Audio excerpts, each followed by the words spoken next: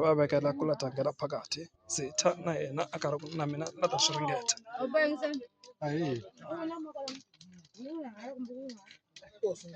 Para kwa warasa kwa Zitha nje wa tlanga sweswo. Zitha ni vona nga ri Yindleve kwalo vamtalo.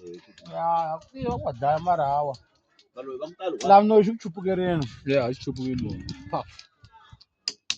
Ku siya ka bongolo ka Zitha swi ta va lahlekisela hi ntlangu. Wa ngochi u tlamala wa mongtemendela. O ba ngwata la kupala bro. wa to comment the green I pala njhani yi kesiriwa yini Ngwata tata ngwata ati. Hey. Khara va karhi va bukutela. kasi mindla yina na bro na se mi ntsari mi ta khomiwa kwa tona movha mina n'wana wa tona